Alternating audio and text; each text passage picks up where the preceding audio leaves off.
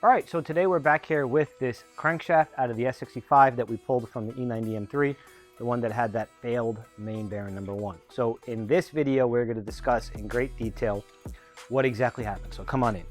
If we take a look here, let's start with our crankshaft. This is our main number 1 on the crankshaft. So if we take a look here, you can actually see some of this material from the crankshaft is gone. All right, now what happened is our main bearing shell got so hot.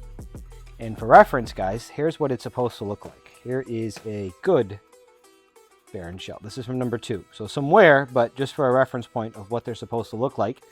Let me grab the other shell. I don't know if this is the lower or the upper, but that's what we're looking at visually. So if we come in here, we look at the crankshaft. If you see that bronze piece right here, that brown, that metallic brown spot, that is actually part of our bearing shell. That was over here. That's our copper layer. Copper color, rather. So let me spin this back around. You can actually see where the copper fused itself to the crankshaft.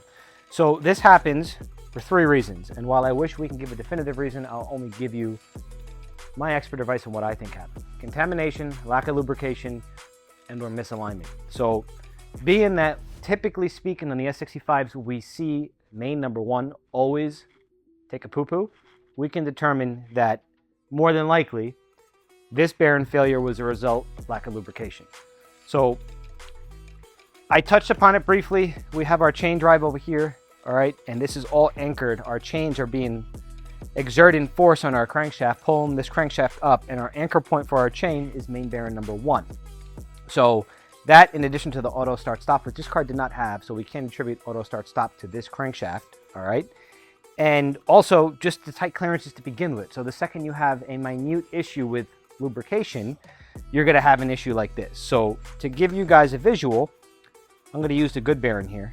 You never have metal on metal, right? So let's pick this bad boy up, come in here. You never have metal on metal contact with your bearings.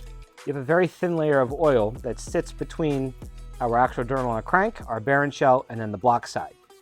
Or the girdle side. So what's going to happen is any second that you have the tiniest difference in your clearances and you starve that bearing shell of oil, what happens when we have a lack of lubrication? We have heat.